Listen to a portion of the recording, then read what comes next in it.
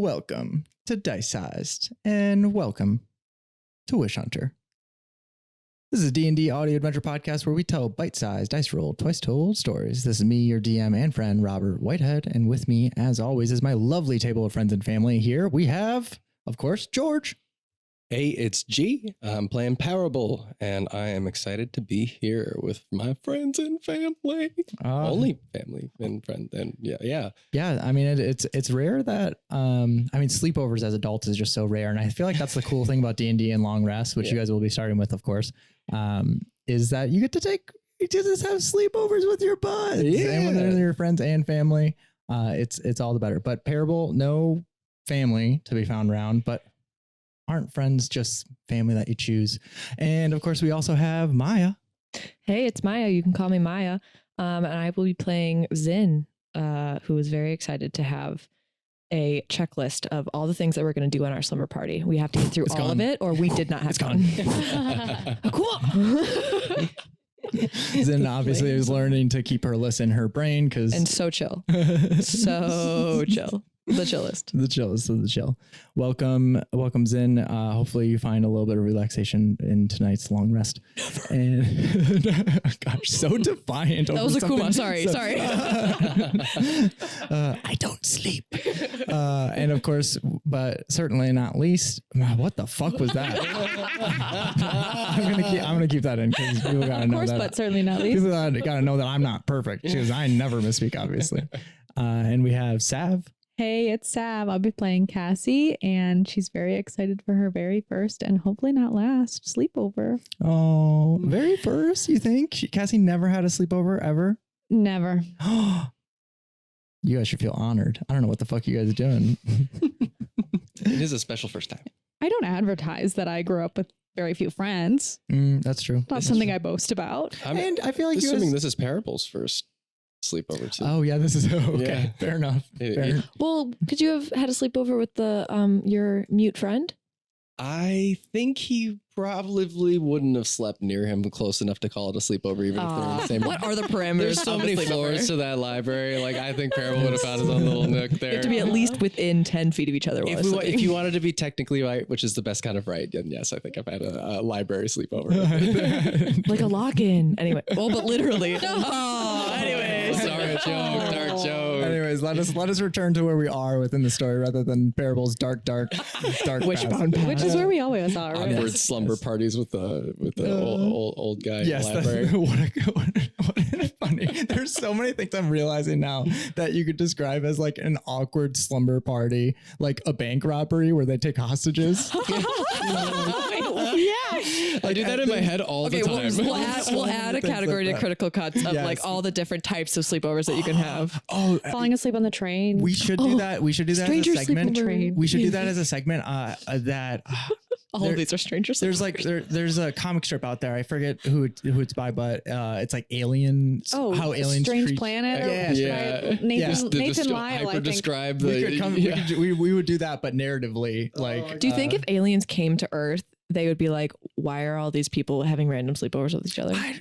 You know what? First of all, yes. Second of all, I don't know how you guys get me off rails this badly. Hey, we're talking about alien empathy. This is real world politics right now. We need to know this now. It's literally our job. Fair enough. We're going to save the world. Anyways. Well, Zin's going to change it. Forever. Now, on to the recap as we return to Lands Apart. Last time, our heroes were elevated to Wish Hunters of the Third Well. After re-imbuing their tokens of warding from the Third Well, Parable, Zin, and Cassie were quickly briefed on their mission for Mojo. Travel to the Snarn Valley within the Domino Mountains and find the lost monks from Starwatch Tower and aid them however you can. If possible, find the fragment of Starfall and prevent it from falling into the wrong hands. With a reverse gravity launch via fall and the help of Willow's wisps, the party found themselves soaring through the air to reach their destination. Along the way, a prismatic cloud hunted the party like a massive amorphous predator. Cassie identified the monstrosity of the cloud via a daylight spell, and Zin looked to Akuma when there was very little time before the cloud swallowed them whole. With a flare of power, Akuma grew and released a burst of flame to dodge the cloud. Seeing that it was too slow to catch them, the party continued onward until those wisps ran out. Falling to the ground hundreds of feet below, our heroes managed to fall with ease, due mainly to the fact that they had a plan even as those last wisps ran out, and once more showed their prowess as a team, falling to the ground and landing in a flash of smoke and mist as Zin misty stepped, and of course Cassie carrying Parable in hand as she levitated to the ground. With little time left of daylight, the party forged into the Snarn Valley forest. Along their travels, Cassie was caught in a memory of time where she walked these woods with her father. Though brief, it was startling to understand that the stars here were truly dangerous to look upon. Searching for the Starwatch monks, they were not to be found. However, our heroes did hear the screams of men dying as the forest was lit with golden, prismatic light. Shortly afterward, they met the leader of those fallen men, the Million Lodestar. God, I love that guy. After a brief but tense interaction, Lodestar continued onward, befuddled by the words of the party, however, convinced that they were not the ones to have killed or taken his men as he suspected at the time. Lodestar potentially survived. We'll see. Fleeing from the golden, glowing, multicolored light behind y'all, you found an out-of-place, peaceful, and cozy cottage with its own mini domain protecting it. From the outside, this appeared as an overlarge soap bubble. Fearing you to be intruders, Dapple, the fur-bold druid, whose preferred form was that of a tree frog, entangled the group, but y'all quickly diffused the situation as she had already had word from Willow that some of Willow, Fall, and Mojo's wish hunters might be near. Dapple offered you all rest in the stables, as the cottage was actually an animal reserve for the giant animals of this area, as Fall and Willow had helped her set it up about 15 years ago or so to save the uniquely giant animals of this valley. We rejoin our heroes now as you prepare for that long rest. Dapple is nowhere to be seen as she has already kind of ferried off the animals into the door as the goats get to go inside, but you guys don't. There is, as she said, a stables. It's kind of covered on three sides, but we continue our story now as you all get a much deserved long rest. Is there any way that you guys would like to make it known how you are resting? Parable is definitely in butt scoop position. Oh. And that is something that will be forever on my sleeping standing position. No, on the side. On the side. Okay, that makes sense. Fetal position. I should describe that in my head. I did see him getting in butt scoot position and just tipping Flopping. over. Yeah. Like a cat. And also probably with a book in his hands, but he sleeps Do you it with it. start standing and then as you fall asleep, you like a tipping cow, you like tip over? Yeah, I do think it's probably like accidental. I think I tried it like a kid trying to stay up reading, just like eventually falls over.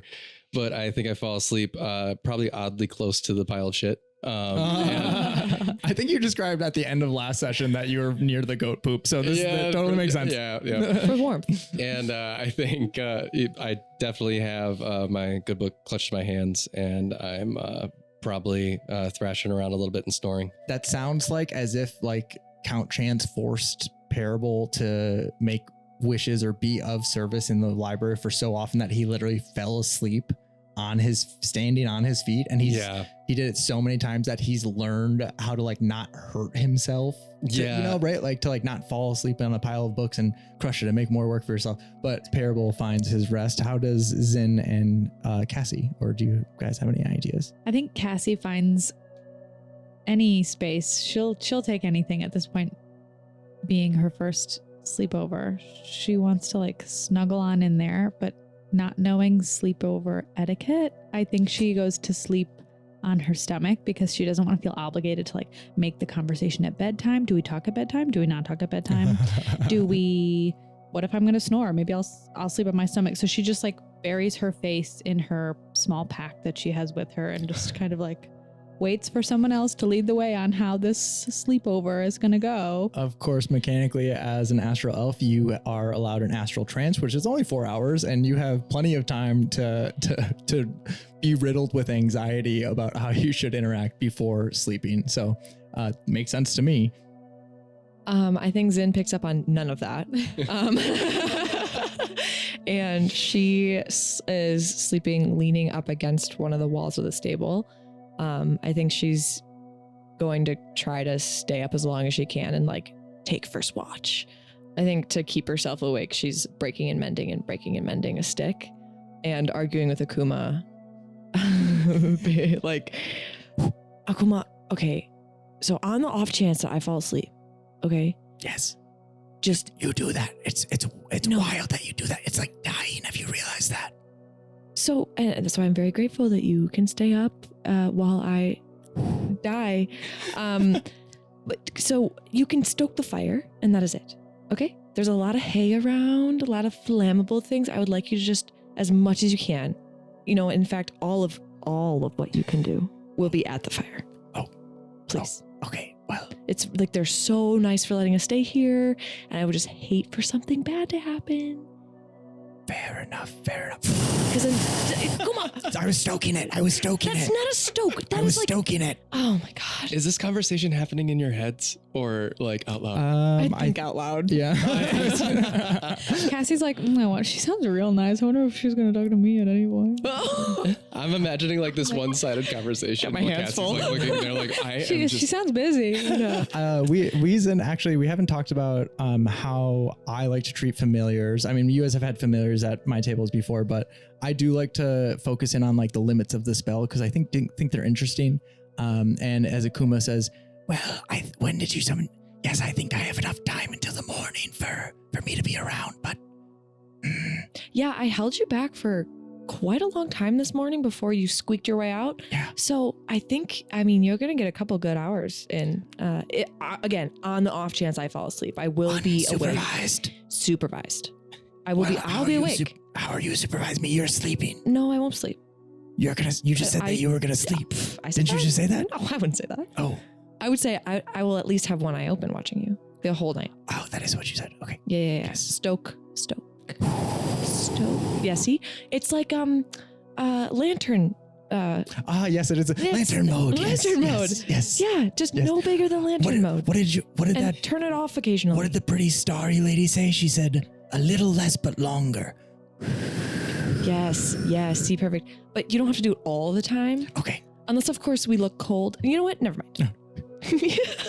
Comparable twitches. Coming count chance. Just every time. Akuma's like Yes. into the Yes. But of course, what I was referring to before was the fact that familiars do have a little bit of a time limit. And I think as we've talked off mic, there is kind of like a daily negotiation. I like how Zin's kind of getting at these early negotiations as in the morning, things might have to be renegotiated, but I'll do it for now. Yes, we meet every morning. We talk about it.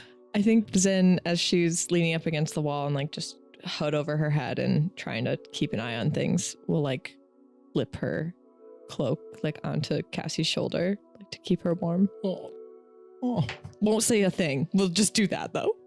I think Cassie probably would be asleep by now, but like subconsciously, like, snuggles up against the warmth of being having another layer added. Yeah, and then as long as Zen can, she's gonna just stare into the woods, trying not to blink. Parable breaking and mending and breaking and mending and breaking and mending. Parable shivers in the cold. Breaking and mending and mending and breaking and mending. So Cassie, are you truly asleep at this point? I think the last thing I probably did was give Akuma an eyebrow, like an eyebrow raise when I heard his first. And then, probably the warmth of the fire and the coziness of the slumby.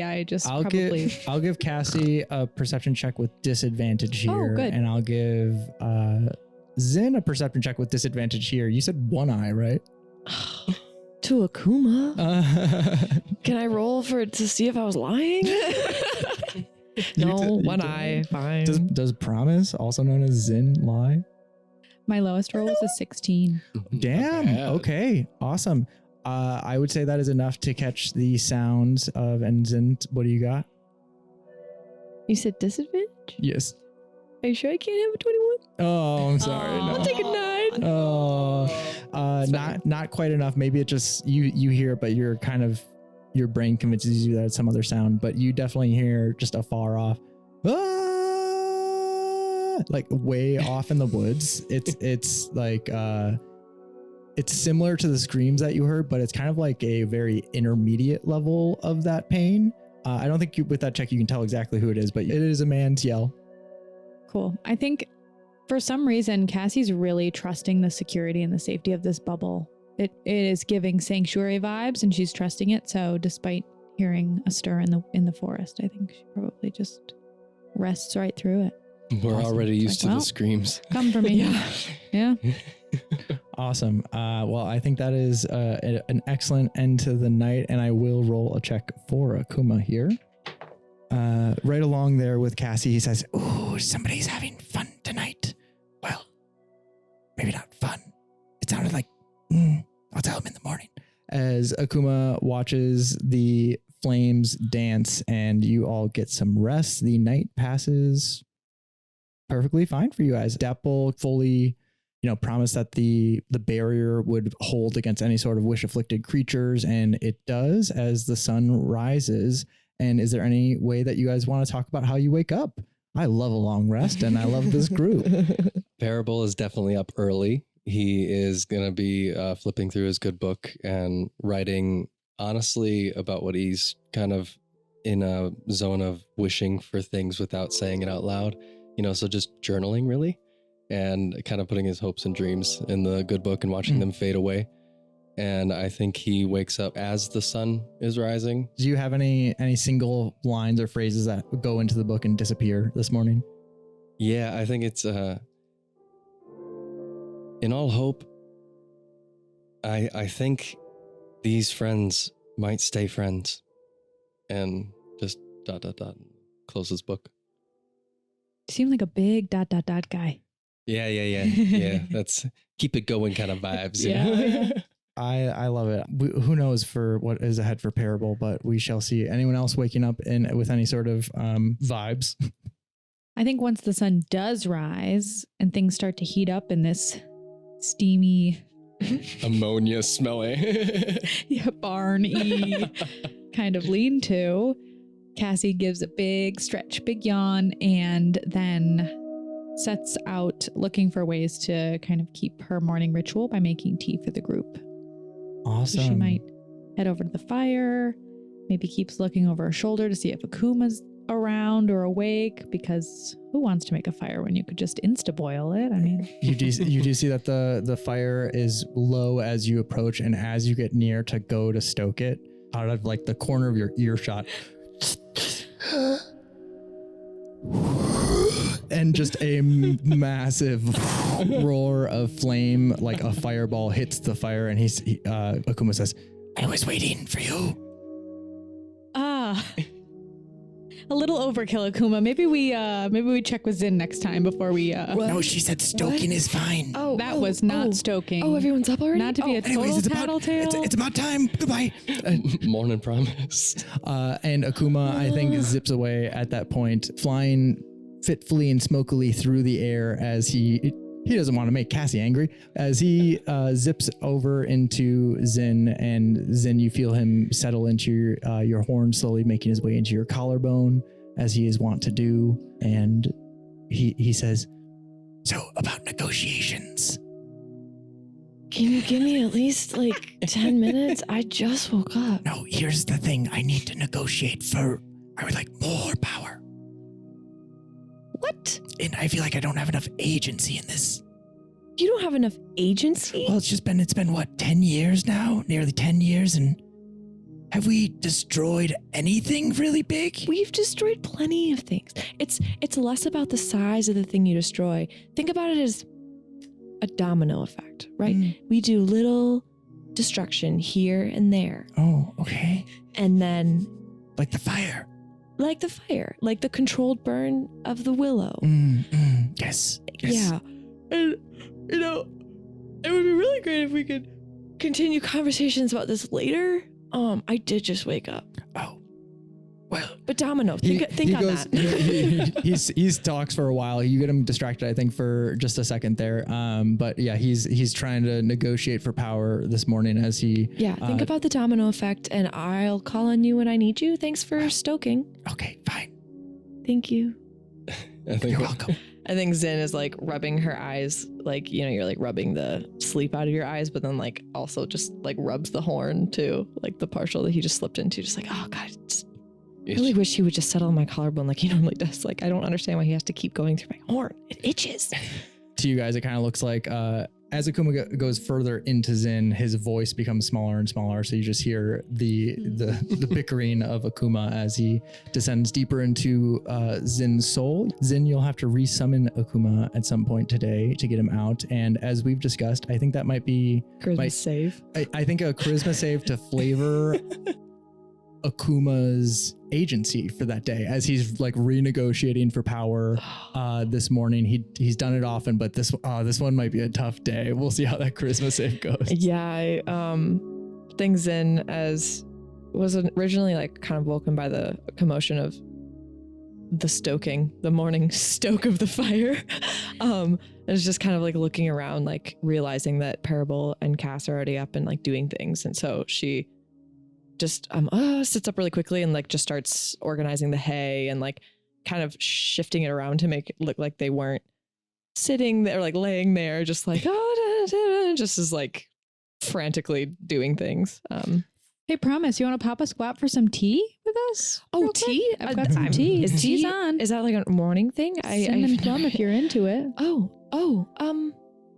Yeah, can I'm like almost done with what I'm doing. By then I could come join you Whenever you'd like. Yeah, we can. I'm also happy to help sweep out the lean-to later once we're done with tea if you want. It's really no trouble. It helps me kind of like organize my mind in the morning, I guess. But I can be done. I can be done. Perfect. Sounds great. Here's a cup. Thanks. Okay. She's like Enjoy. holds it in one hand and then is like still kind of like stuffing things into her backpack. Like it's like, oh, it's wiping off the log. It's just a little hot. I just gotta wait a little bit to let it cool down a little bit more. I could put one more thing away. Okay. Good morning. How'd you sleep? I think Parable walks up from his little stoic pose out wherever he was watching the sunrise and comes in, hey Cass, hey Promise, how'd you sleep? Like a baby, I think. You guys are really warm. Thanks. My first sleepover, I'd say it went pretty well. Did I snore? I don't remember. I know that I smell like shit. Parable, you snore. Cass, you didn't snore. Oh wow. You do this like little kind of cute little like breathing thing though, like right at the top of your breath. You kind of like it's kind of it was cute. It was cute. Oh jeez. Sorry about that. No, really, truly, it was a welcomed sound in the dark. That was Cass? I thought that was a spiders or something. No spiders. I think everyone give me a perception check in that moment. 22. 19. 14.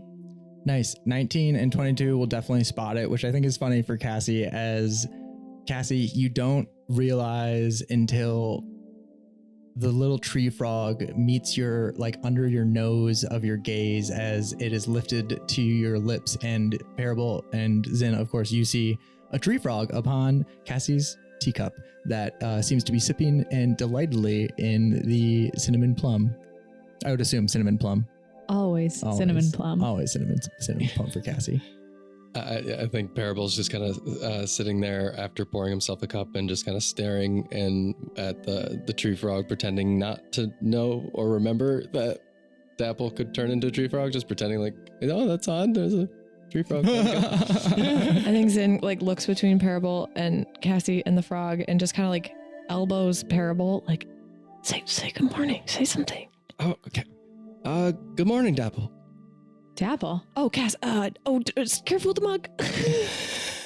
Suddenly the mug is no longer in your hand as someone wild shapes, someone being Dapple, jumping from the frog, Parable, and then of course you see this in clarity as you see Dapple jump as a frog from the rim of the teacup and somehow shape herself in such a way that as she comes back, the cup is now within her hand.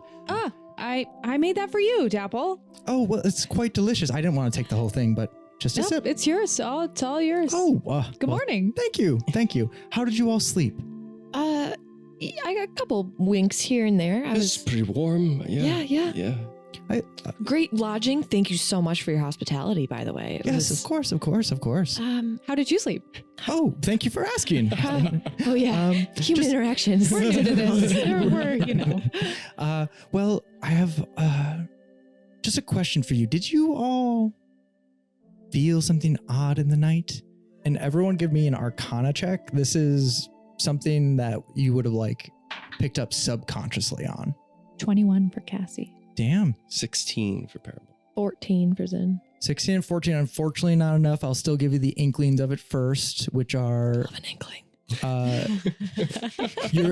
you're realizing now upon Dapple's words that your dreams were pretty fitful. They were hard to find like true REM. And though you're feeling the benefits of a long rest, it wasn't the best night of sleep. Think Zen's dreams, if you don't mind me just butting in here, was hearing she fell asleep keeping eyes out for the like prismatic light thing that was following them. And I think she fell asleep then to one of those like stress dreams that she could hear the screaming and see the light and was running through the forest, but never got like to the end of the tunnel or like got to the thing. It was just absolutely like trying to help. When a PC preempts you so hard, I don't know what to say as Cassie. That is about the dream that you experienced. However, the person running is Lemillion Lodestar. You see him oh my God. As he was a man who faced anything bravely, but he is running from this glowing light behind him, and you're realizing in your dream the same but much closer and as you kind of take in this dreamlike vision that you had but didn't know you had with that Arcana check, how does Cassie deal with like messages of foretelling, or not necessarily foretelling, but this seemed like an experience was like sent this way and Cassie like a radio node kind of picked it up? You can tell that was in partly due to that golden energy. It's like humming with like a certain frequency in that vision. It's this ringing sound of golden light as the golden light gets closer and closer and slowly forms into a somewhat humanoid shape. I think having visions semi-frequently that have proven to come true, Cassie still hasn't let go in these 10 years of the hope that they're wrong. So this one probably feels different as it's not exactly the typical feeling of an intrusive vision, but she's kind of bracing for impact now, feeling like, oh, this is probably true, but I wonder if there's anything I can do to prevent it from coming to fruition this time. It's never worked in the past, but maybe this time. And out loud, she probably says, well, it's the strangest thing. I heard something last night and I guess my brain just took it and ran with it because I heard what sounded like the funniest little man running through the forest. And now it seems like maybe that really happened. Cass, I've been sleeping here all night. You're the funniest, littlest man we've ever met. You're right. The littlest. Funniest and littlest. Dapple looks in a little bit more concerned here as you kind of confirmed her suspicions. I think you can even tell with your passive insight that she was worried about something of the same nature. And she says something under her breath. Give me a perception check if you really want to know, y'all.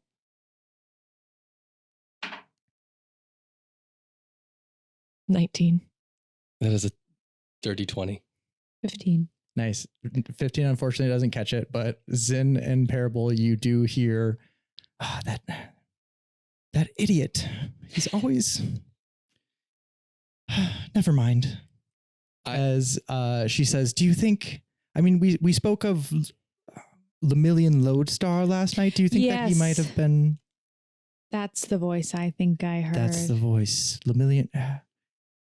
Well, he has come. He's like I told you last night. He's come by previously, and I would hate if anything bad happened to him. He's been of the Wishmasters kindest to me. So, if you don't mind me asking, what what do the Wishmasters even do? You mentioned it last night. I didn't have a chance to have a follow-up question. I did write it in my notes to ask you again today. So they're kind of like the Star Callers, but they don't have the same amount of devout, crazy religion thing going on. Right. The Star Callers will search these woods for sources of wishes, it seems, and for all rights plunder these woods just the same as the Wishmasters do. However, I hide from the Star Callers because I fear their absolute devotion to whatever ideal they have. I mean, it's good to believe in something, right? The Wishmasters are idiots. They're just men that. So the Star Callers aren't idiots? I definitely didn't say that. Oh, okay. No, you're right. So the Wishmasters, they're dumb. Yeah, they're not. I shouldn't say dumb. I'm speaking much too soon. So are you? I'm sure some of you have heard of the Great Wishing, of course. Mm-hmm. Yes, very familiar. It's in our Wishmaster training, or I mean our Wish Hunter training. Excuse me. Yeah. Jeez, we're definitely not Wishmasters. We are Wish Hunters. We are Wish Hunters. As she goes on to tell you about how after the Great Wishing, there was something known as the Wishing Rush, similar to the Gold Rush in our world here today. Like a single spotting of gold would drive many to an area to mine it, so too does a source of wishing. And as she tells you about, and the Wishmasters, as many of them are, selfish, terrible people, some of them are just young boys in men's bodies who just want to live out an adventure. And I think Zin kind of elbows Parable again, just a little bit while we're listening. Oh yeah, yeah. Okay, so it's not all bad experiences. No. I mean, it's definitely don't get me wrong, because I'm protecting this forest, and the Wishmasters, all they do is bring trouble. So I would hate if anyone heard tell that many sources of wishing were returning to the world, that the Great Wishing was near to starting up again. Oh, I can't imagine I hope to expand this little domain into the entire forest one day, and really hold it in the same way that the Two Wells is held by Mojo Fall and Willow. I think what you're doing here is just a great service to the surrounding area. Keeping all these animals safe. Like, wow, all by yourself? Well, I do have some friends. And she looks out more into the woods for the animals and things around. And I will say you're not the only wish hunters that have come by. There's actually one was in the woods about a week ago. Ooh. He goes by the name Coin. Coin? I don't know who you speak of. Can we roll a history check? Yeah, totally. I don't know who you know, what you mean of Coin, but Mojo had mentioned wish hunters before us, and I was wondering if you knew any of them. Well, I need to say I know the secret about the third well. So congratulations. You have no idea how hard it was to keep that in. Right? We're so proud of ourselves. Insane. We need to work as a group. And anyways, it's gonna be great. Anyways, we're new to it. Can you tell? It's an honor. Willow did tell me that I'm okay. Yes, I'm very excited for all of you. Willow did tell me that you were all the first wish hunters of the third well, but I know that there were wish hunters before you. I don't know if there were ever any wish hunters of the third well, unless, of course.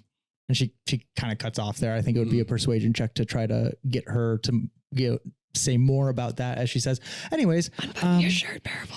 Anyways, just one button.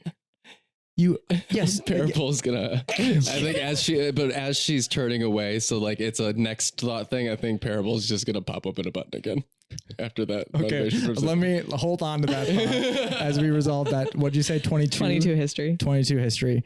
As she says, yes. He goes by the name of Coin, and I do believe he's been a wish hunter for as long as I've been in this forest, which is about 15 years. So, I think even before you. And the name Coin doesn't ring a bell in terms of like somebody you've met, but it does ring a bell in someone you've heard of. And in the village of Two Wells, there is a nice young gentleman who goes by the name of Kind. And he failed at being a wish hunter, but serves as the village's apiary. like bird messenger lord, lord of messaging birds, bird dude. But he's also a halfling, and his brother Coin is a human. They're our adopted siblings, and that kind of strikes you as you always heard Kine talk about. Oh, my big brother Coin, he's out there telling monsters what's it about, and singing songs. I think stealing wishes and girls. That guy. He's a player. I think Zen having like, she takes her job very, very seriously, and so I would assume that she would know. Just like, oh yeah, like heard a coin, and like asked Mojo a bunch of questions about like all these different wish hunters that she's heard about, just to like try to get the lay of the land, like how she can do it well. So I think she's like, oh yeah. Like doesn't really know that much, but is like, yeah. Zin always finding out the most information of the group and being like, yeah, we're just not going to say anything. Yeah, obviously know that person. And she goes, yeah, but I'm not sure. He might be out of the woods by now. And she turns back to Parable, and I will give me a persuasion check, actually. Yeah. Oh my gosh. That is a 21. Oh my God. Damn it. I think Parable, like at the bolstering of Zen, just really feels confident. He wants to flaunt how strong of a wish hunter he is. So he like just starts like doing these little kind of flex poses. It's really bad. Like he's just doing like these little kind of poses and like just like kind of stretching. You see Dapple does an almost reluctant double take. Oh. It's like at first it's like she sees it and she's like, oh, you're doing that thing. Oh, you're doing that thing. And maybe she's into the peacocking. I'm also like 4 foot. So Zen, minor illusions, you a foot taller. Oh. Could it be like casual though? Can it be a trick of the eye? So you go down to stretch down all the way to the ground, and then as you're coming back up, she's making you taller. So it's like slow-mo water in the hair, like you like bent shampoo over. Shampoo commercial. Yeah. just fantastic. Like, oh my God, did he just stretch his spine? as you grow suddenly taller, she says, oh, Lemillion. Sorry. Have you seen him recently? Sorry, who? Parable's Lemillion? Did I say that? You did. You did. You just called him. You Lemillion. Definitely did. Oh. This is Parable. Oh, our very hi, good I'm Parable. friend. Sorry, I was looking at the chest hair, and it just reminded me of someone I know. Akuma, burn it off. Burn it off. Okay. Akuma, burn it off. Okay, like I said, I hate. Akuma, sleep. I hate what the Wishmasters might bring to this forest, but like I said, Lemillion Lodestar is a kind man. And sometimes he stops by. He's for sleepovers. He didn't seem very kind when he crossed swords. Sometimes he stops by. She casts. Do you let him sleep in the stable too? Sometimes. Interesting. Does he get along with the big animals? Has he seen the inside of your house? Did he have to sleep? These are too many questions. How can I help you on your travels today? Anyways. Did he have to sleep next to the shit? Yeah, what are you here for again, by the way? You're looking for the Starwatch monks, correct? Yes, monks. Have you seen them? After last night, I'm kind of afraid about what might be out there, though. Any tips? Talking about that golden hunger. Right. Did you, I tried my best to stay awake. But I didn't see anything. I was wondering if you saw anything and if anything touched the bubble. I hesitated to tell you this, but the reason I ask about Lemillion is if, Cassie, you've also had a feeling that he is out there and in danger. I too had that sense, and this domain, because wishes can't get through, they'll rebound off and we'll hear an echo of it as it bounces away, if that makes sense. And so it's been about a month now that this golden light has been sweeping the forest, and I have been plagued with terrible, terrible dreams, all of which that I thought were the stirrings of my own imagination. I had a terrible dream of a golden, vibrating, multicolored dawn light swallow a whole family and nest of spiders in the southern part of the forest. The whole thing? Every spider? Every spider. I am so touched that you guys think spiders are cute. I mean, any life taken is so just right. And that monster is terrifying. I haven't so many screams. I haven't seen it outside of my dreams, but so many screams. My owls tell me that The spider nest is indeed gone.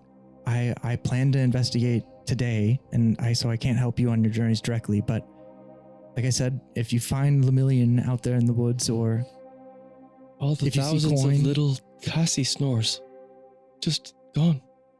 So many snores. Anyways, I plan to investigate for those spiders today, and but I know that you are likely, that's the way you came from, so I doubt you'll be headed back that way. Yeah, unfortunately, we have to keep trudging forward. You're right. I would say that, like, from the navigation that you guys figured out last session, it's probably a general group consensus that you've probably not thoroughly searched the southern half of the valley, but you've stuck by the way of the River Sibyllin, which is the most sensible way to travel, and continuing up the valley would probably be the most de facto idea in terms of the plan. Maybe what we find ahead can make up for what we are leaving behind. You know, that speaks of a cycle that I really appreciate about this world. And next time you guys are around, maybe you can sleep in the cottage. Really? You don't mean it? Well, the first level is scorpions. What? Cool. So, quick question. Are they big? Yes, they're all giant. Oh, Are they nice? To me? so But if we were to be an honored guest, would they be nice to us? I'd probably do something about it. No. Okay. Again, so sorry for your loss of the spiders. I know. I was really hoping to relocate them into the cottage, but they just had a new. She gets sad as she refuses to talk about the fact that there were young ones that she was waiting to get older so that she could relocate them. They'd be not traumatized by the experience of it. But yeah, you guys, everyone give me a group persuasion roll. I think you've really grown on Dapple throughout the day, and I just want to try to see if that that comes out in the die. I think Parable does say, we are sorry for the spiders, and we know you're part of the life of this forest, and we'll do our best to defend it. I'm rolling high. That's a dirty 20. At 21. I got an 8. Cassie, is there anything that throws you off in this moment? You've learned a lot. I mean, you also had that weird, crazy dream. She's talking about how, I've had the same. I think Cassie's probably just really focused on trying to listen, straining to listen to see if she can still hear screams, hear clues. She's starting to get a little wary of leaving the bubble. Awesome. I will actually give you a perception check that will resolve after this. Okay. So don't tell me what it is just yet. But with those persuasion checks, Dapple definitely looks at the group as Cassie's kind of looking away. And I'll ask Zin and Parable, actually, how do you guys win her over here in these final moments? As you say, you'll defend the forest. She does respond and say, I find it to be one of the most rewarding callings I've ever walked into. And you see her at your words, you've kind of reinvigorated and re-imbued her ideal as wish hunters. You just did that for all of your things. And you see that you've just helped her a little bit to be proud of the fact that she defends the forest. Can I, as I kind of bow and sweep, I want to click my pen sword and find a near flat boulder or rock and inscribe, and tell me if this is possible with the Lucerary script. Oh yeah. And say, just hopefully in feeling this connection to nature and what we experience in safety here in this little oasis of Dapple, all flirting aside, inscribe with the tip of my pen sword, friends here. And anybody who's a friend of Dapple and the forest will be able to see that. Otherwise it will come up as a scramble. I believe the spell does specify that you can make it appear to whoever you want, but I'm not sure if you're able to specify it so vaguely. So I'll just ask for morality. I'll ask for just a DC 7 Arcana check. I think that's a really cool use of the spell, and I think Dapple's got her own little mini domain here. So let's see if it can perform a minor change. That's just 11. Totally enough.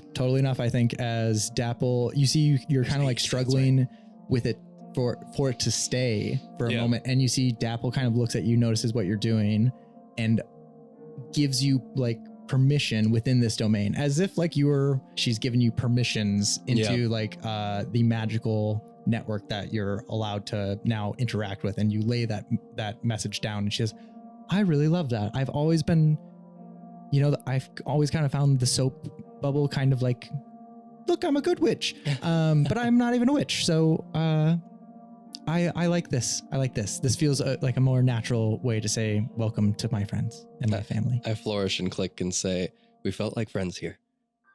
And you forever will be. And I have to say, I have to make this clear. I am unfortunately taken. I'm not sure if that was your vibe, but oh no, I just and it's not. I can tell that what you're thinking. It's not Lemillion Lodestar. I can tell what you're thinking. Can I roll insight? Passive insight. You all know she's lying. Yeah. I think Parable actually takes the high road here, and he says, "It's okay to find love where you find it, and it's okay that I have to find it elsewhere." And I pocket my pen and I button up my shirt. That was very big of you, Parable. I do feel bigger than I normally am. Look it.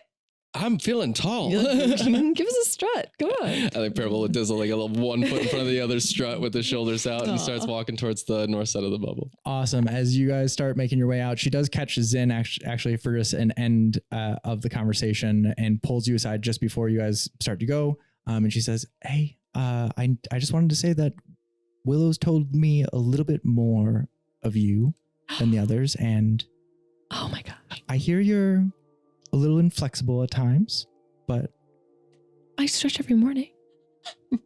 I think you told me that. I did tell you that. I don't. But inflexible how? I mean, we were given a task, and I'm like just completing the checklist. Was I not supposed to make it? Okay, so we don't have much time, and no, you don't need to make the checklist. I'm very receptive to notes right now. I'm very. It's not about notes. Oh. Okay. Breathe. Root down, please. Okay. Something that Willow says often. You can see that she says it like out of like this habitual aspect, and you see a flare up in her. That give me an insight check here, Zin. 21. You can tell that she is calming her anxiety as she might similarly deal with problems and like respond in like this very habitual way that Willow used to help her with. And she says, root down. It's fine. You're going to be fine. Feel your feet, feel your fingers, feel like they're branches of the willow. You are going down and you're not moving until you want to. I have control. Yes. I have control. And so if you ever feel like that in the forest, look for a willow. I've never seen one in this forest, but God, does Willow say that they're there? She did mention something. She says that they're all there. She says they're out there. I've never seen a single one. I don't know what it is. I get that they're kind of picky about people, but yeah, they are. They're a little angsty sometimes, but it's all in good fun. I like angsty. Come on. Good morning, Akuma. Anyways, can I get out? So no, just give me 2 seconds. 2 seconds. No. Anyways, can I get out? No. 2 seconds. Anyways, can I get that goes on in your head as you continue to have the conversation. I just wanted to quick before we leave. Quick mention. If we do, I mean, Lemillion has his way of finding us. So if that does tend to happen, and we'll keep an eye out, ear out, we'll send him your way. We'll make sure he gets to the bubble, the direction of the bubble. Well, so I have to leave for the day, and I guess I could leave. He won't be able to take it. Oh, God what? damn it. We could take something. You all learned about the wish stress, and he's been out the entire night. Is there any way around that? He is going to collapse as soon as he finds rest, and not in the way that means he'll get rest. I mean in the way that he'll die. Oh, I'm fine.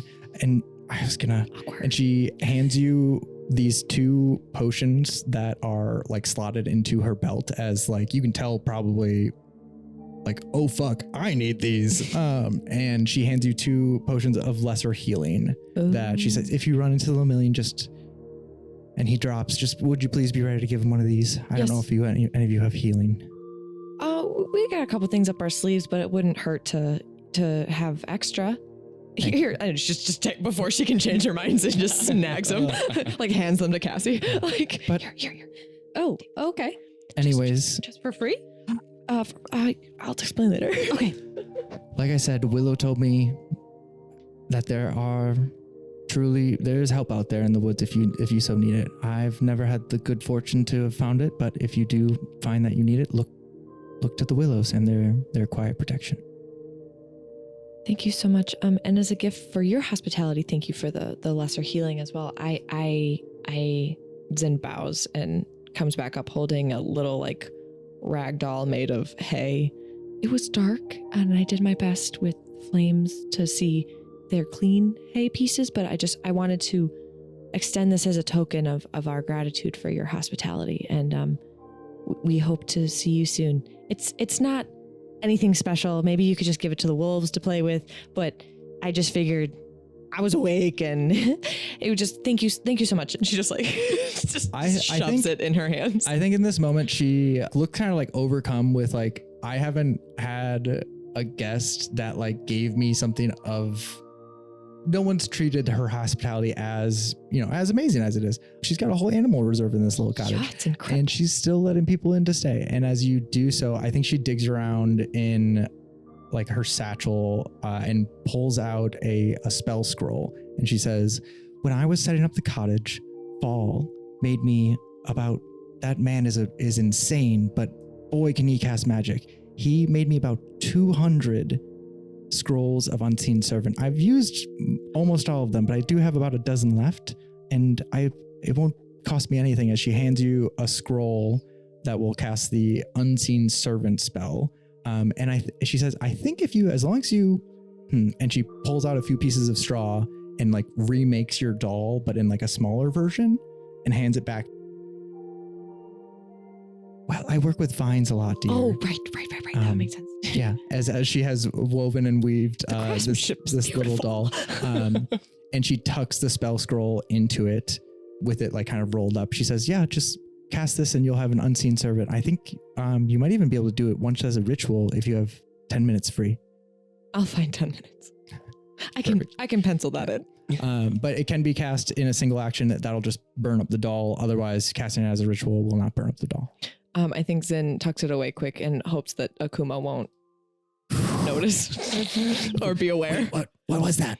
It's just a doll. What did you just put in there? I was just a thank you for us sleeping on the ground. And for you for stoking the fire on Was them. it straw? No. Was it flammable? No. In any way? No. Very wet. Very Okay. wet. Covered in shit.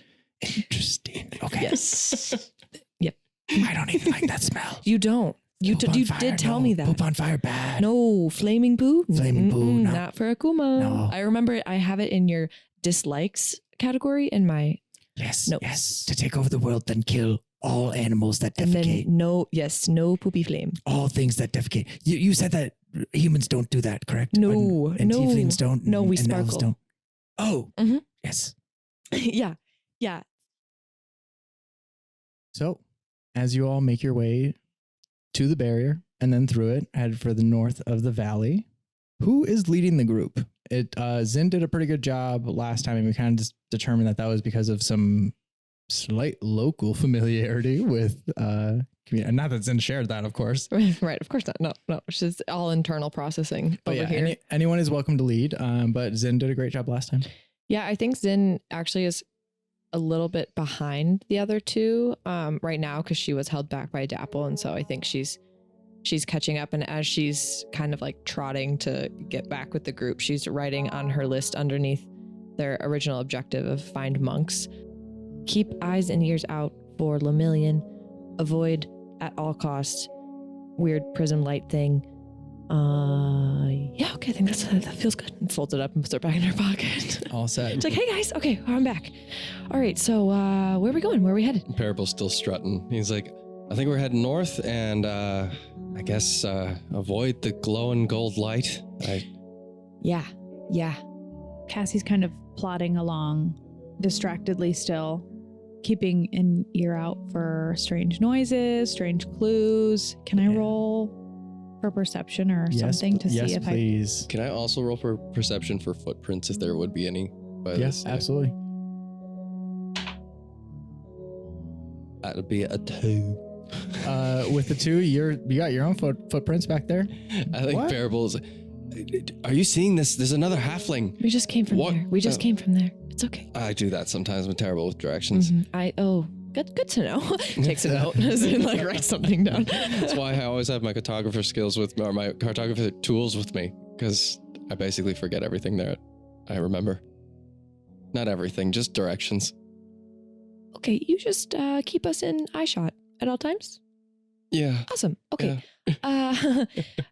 I do the halfling thing where I'm just like passing it between legs as we go. I love it. Yes. Again, I think you also did that to get through the forest the last time. Yeah. Awesome. Diving into the behind the group. But Cassie, what was that perception?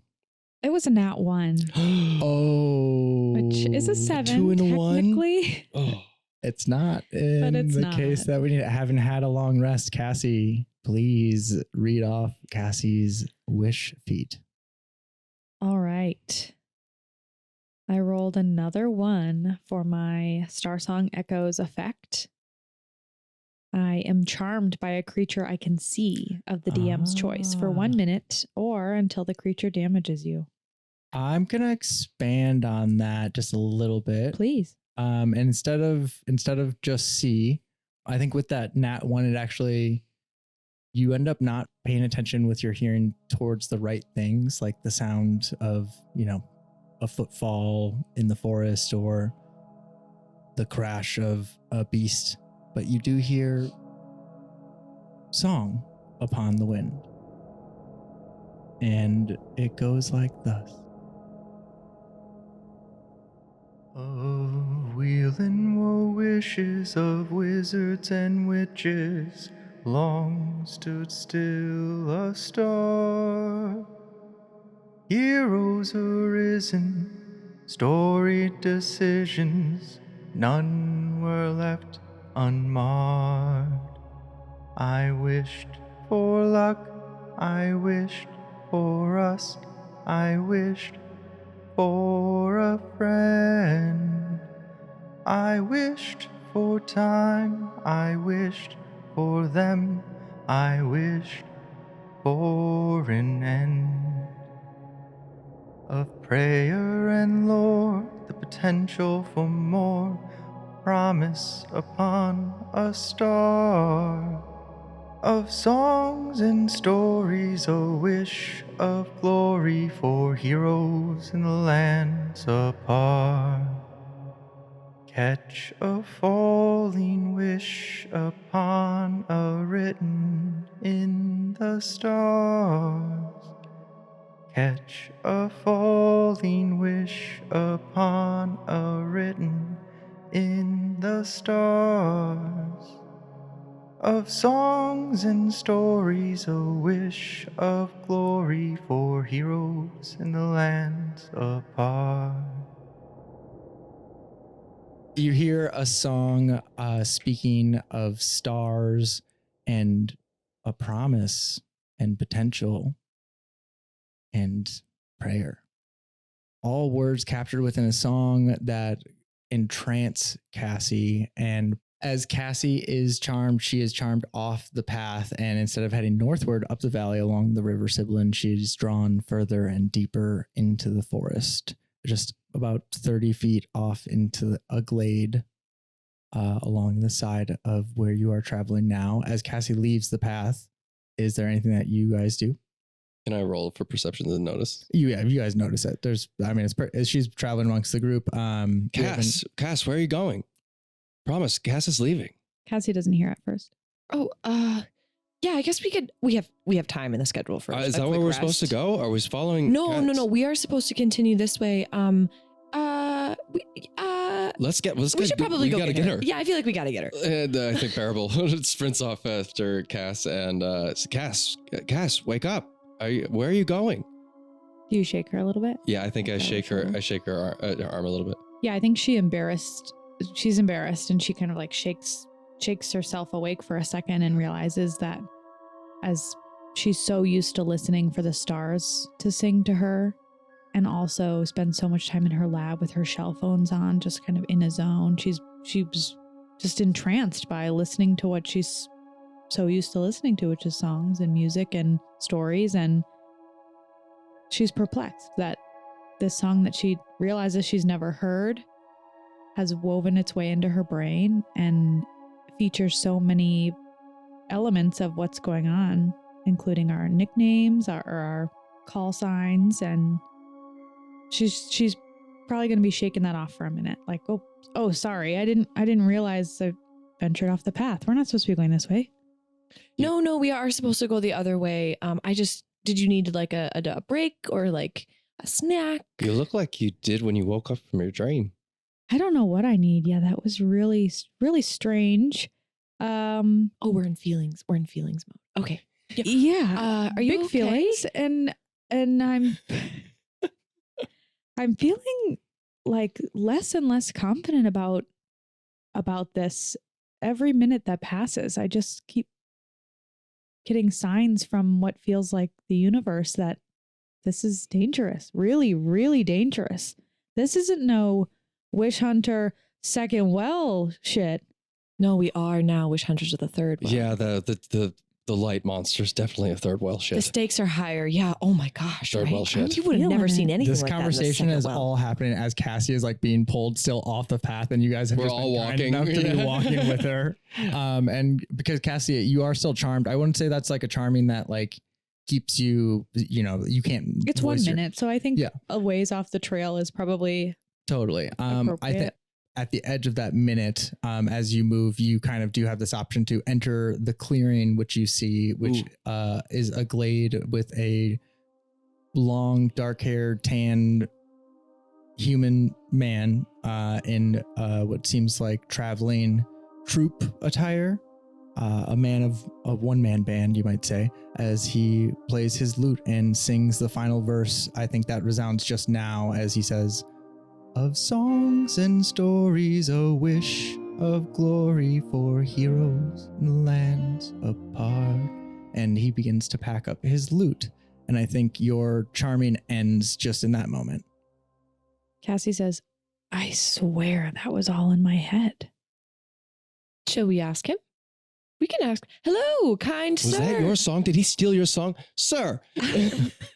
We are fellow travelers. We travel these woods frequently, and we're just wondering what. We're not wondering, we want to know. No, we are. Did you steal Cass's song? No stealing. There was no stealing. It wasn't my song. Thanks, P. It wasn't my song. Okay, well. But it also didn't seem real. I didn't realize there was anyone else in these woods. Hello, sir, kind sir. It was Are arguably you very real? good song. Sorry, friends. I'm not quite sure where to start. My name's Coin. Oh my God. I have heard so much about you. We're wish hunters. We're wish hunters too. Well, you see, I do want to describe his immediate prepared readiness for violence in the same way that you guys would, like, as Parable scene. You see that intense turn and then befuddlement as Zin approaches with absolute, I'm not sure what that was. And give me a persuasion check here. Coin, I think with your history check earlier. 22. Oh, damn. Hot. Same roll I think you had with the history check. I unbuttoned one button. We're gonna be sharing a lot of plays on these playbooks. I do not, for record. Wait, she keeps it buttoned up. She keeps it I was real gonna say, Parable gives you modest. an eyebrow and then a nod and like a brow furrow. I loved Let me just Traveler. Traveler.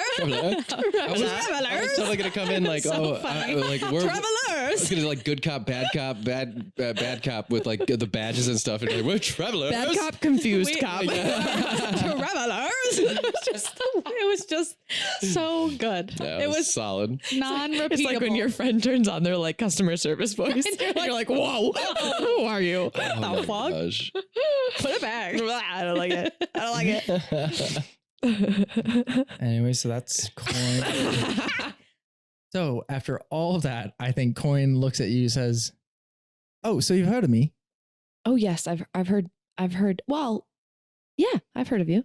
Also, travelers. I'm actually currently living in the forest, so you might call me a resident. You live here? Well, I'm trying to. Oh, describe trying. Trying to in the way that, well, when one wants to do something, one tries to do it. Like you live in just this clearing, or Do you have a hut? Well, it kind of changes by the night, but How do you survive the headaches?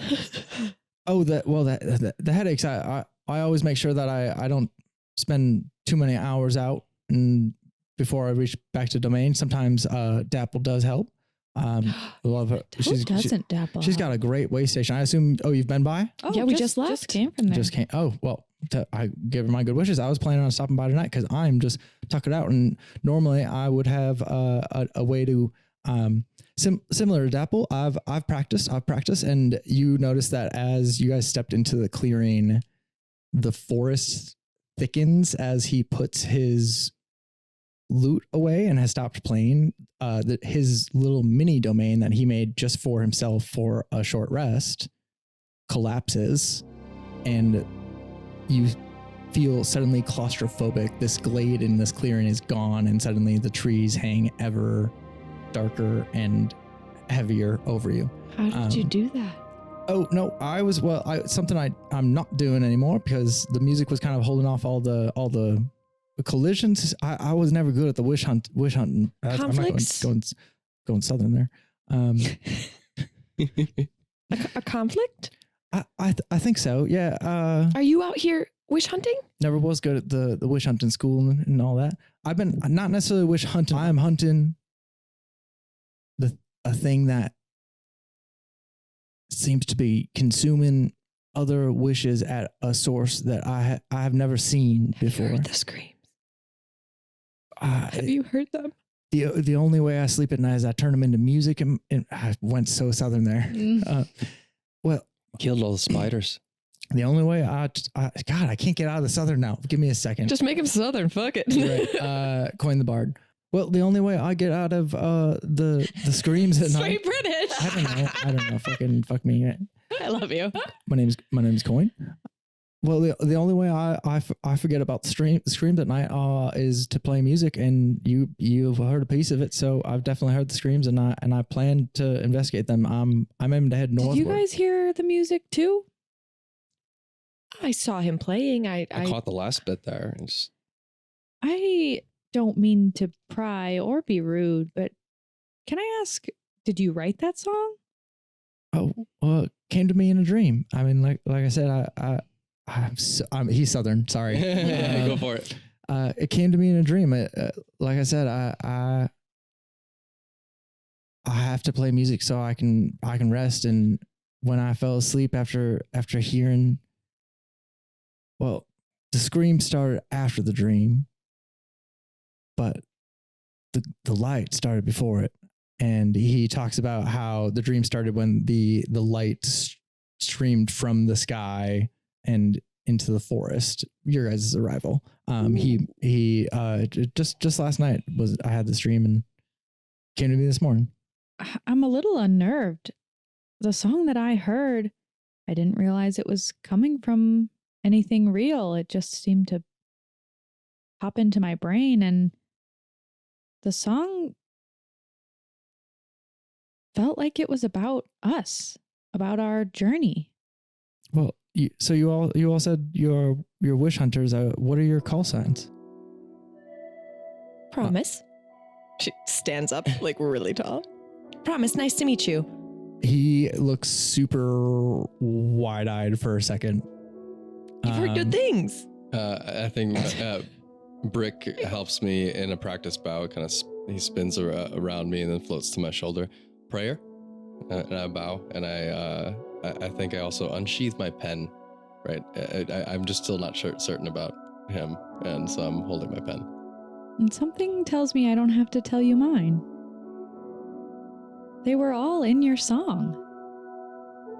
So I get letters from my brother every once in a while, and he did send me one, and I guess he put your call signs in there, but I didn't think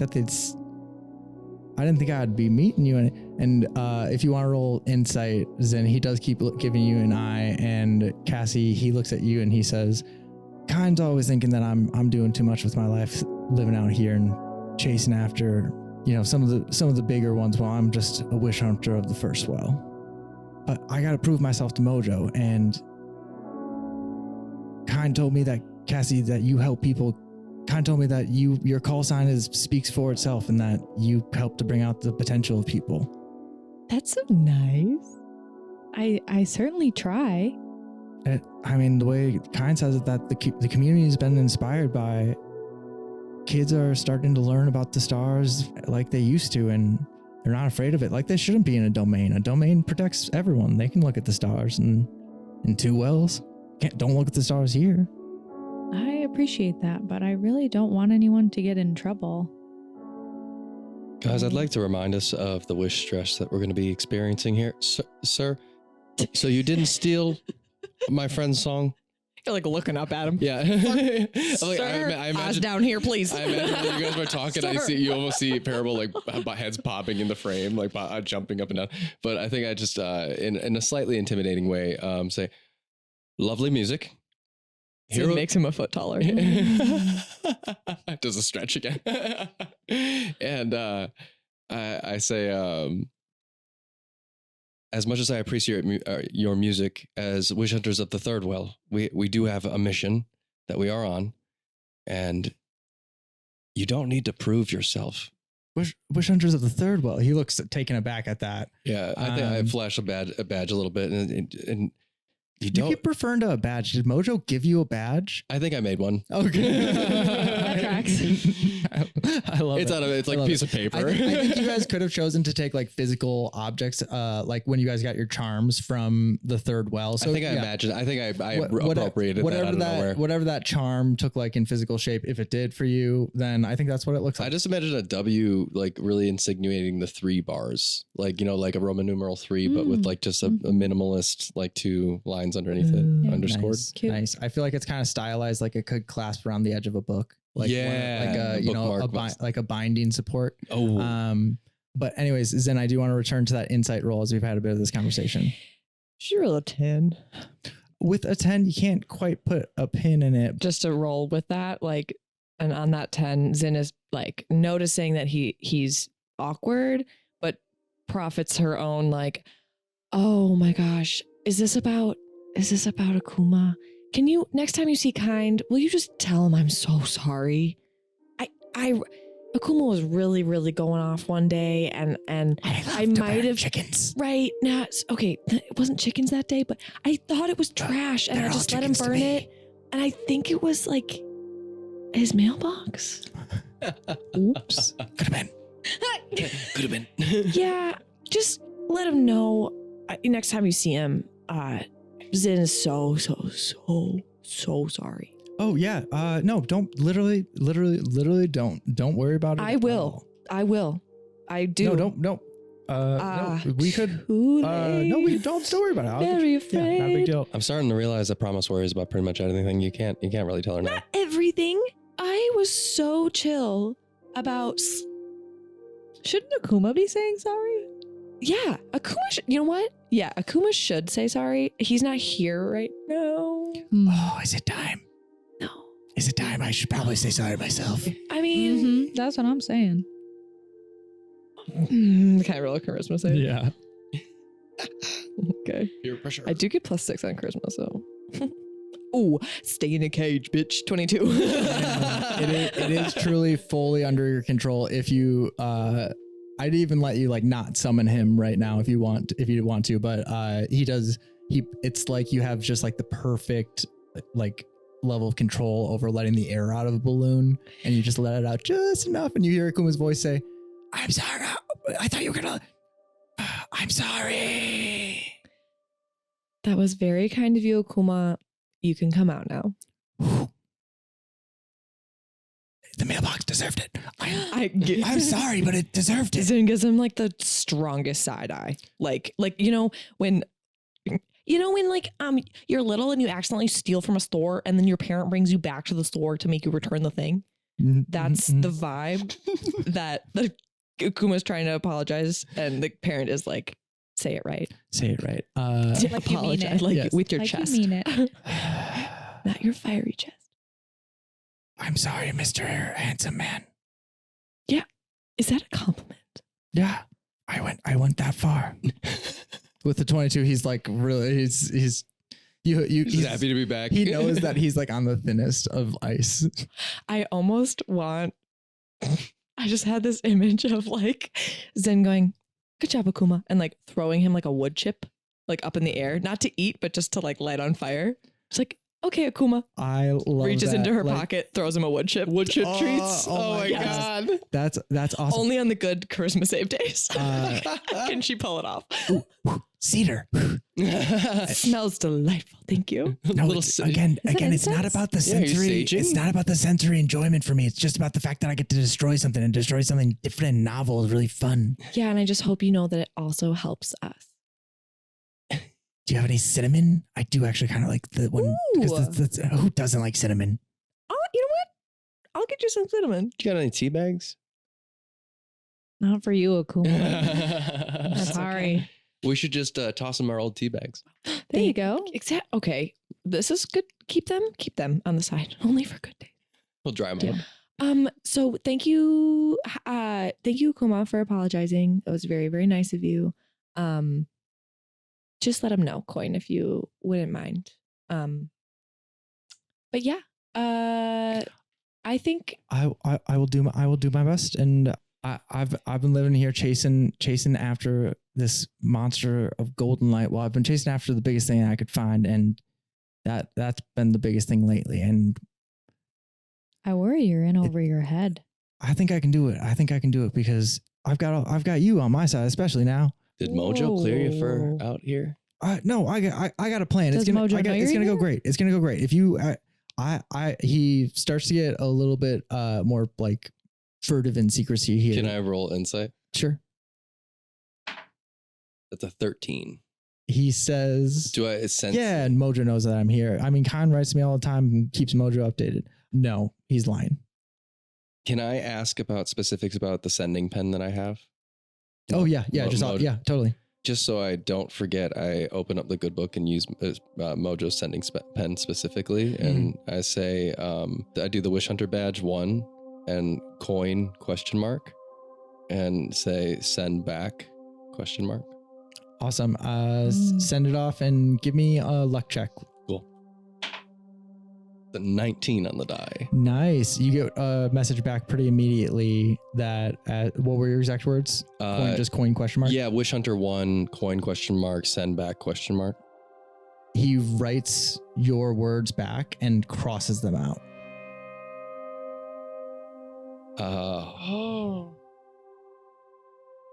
I think I close the book and I Everyone give me a perception check I around was this gonna time.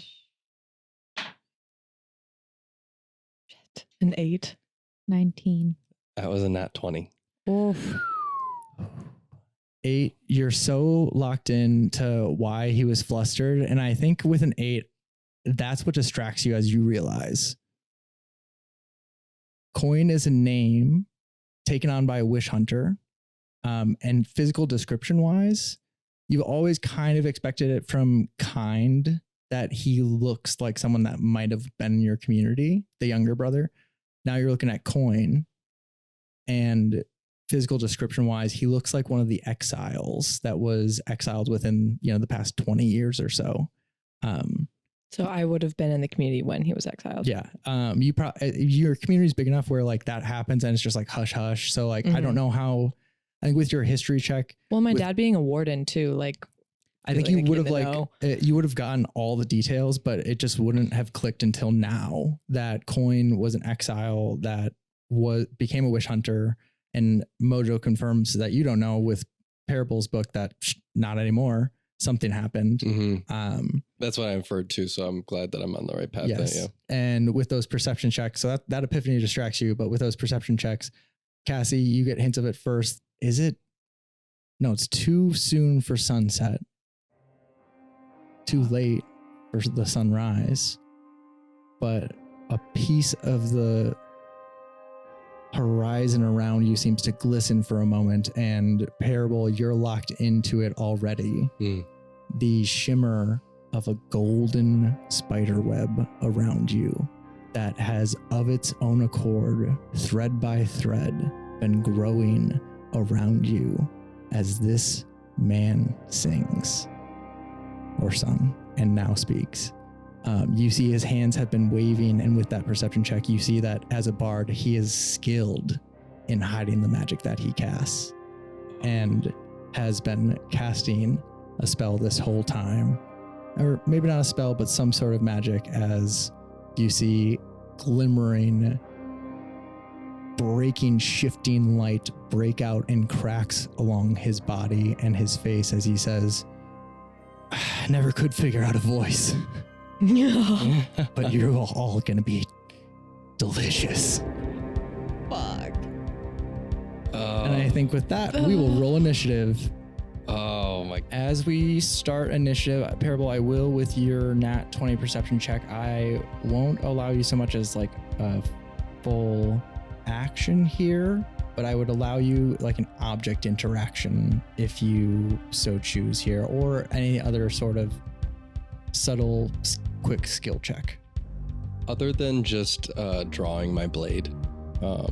Awesome. I would allow you the bonus action of whipping out your pen blade into sword form. That'd be great. Awesome. Yeah. Awesome. Seeing the danger before it truly appears, you are able to ready your weapon, as then once your blade is already at the throat of Coin, you see the cracks of glowing light as he says, you'll all be delicious. And the prismatic spray is breaking out of his body, and you see the golden spiderwebs having grown around all of you. You now see his creeping golden multicolored energy begins to kind of break out mainly of his back as several legs, spider-like, all pop out of his back as they are chillingly long and grotesque. But Cassie, that is you first before he can truly pounce upon all of you. Cassie says under her breath, I don't think these are the spiders that Dapple was talking about. Legs and all. Cassie's going to, without really thinking, cast Guiding Bolt at this visage, this creature, while like taking steps backwards, kind of like a reflex. This is not how she expected this to go. Awesome. I would say that you guys are, I love this about Mind Theater. Would you all as a group, tell me honestly, be within 5 feet of Coin as he had drawn you in? Cassie's charming ended at the edge of the clearing, so it was all Cassie. I don't think I would have gotten that close. Within 5 feet? Yeah. Zin is within 5 feet. Oh, I did say your sword was at his throat, but that's my role play. It doesn't have to be yours. I'll join in. My sword's at his fucking throat. I'm definitely within 5 feet. Within I 5 feet. forgot. If you back up, you'll take an opportunity attack, but you know you'll be with if you attack with Guiding Bolt right in front of him, that will also be at disadvantage. Yeah. Because it's a ranged Well, attack. I said it. Hold me to it. All right, backing up, you will take just one attack here of opportunity, just a 5 on the die. What is Cassie's AC? 14. That will not hit with a 13 on the die. Cassie, you just barely, as you feel the psychic energy emanating off of this golden light as it drops down inches within your face. You feel The energy. the energy like radiate off of it, and similar to how you felt like an echo of an intense emotion hit you and you dreamt of it and gave you a vision. You feel this claw acting as like an absolute focal point of many voices and many memories and too many emotions to process as they all scream in your mind for a moment as it slashes past, but you are unharmed. Ugh. I'm entranced, like drawn in mentally, but moving backwards physically as a just like a That's crazy. some piece of you saving the other pieces of you that are kind of entranced by this thing. Feel free to take your Guiding Bolt attack here. awesome. Will a 15 hit? A 15 will literally just hit. Nice.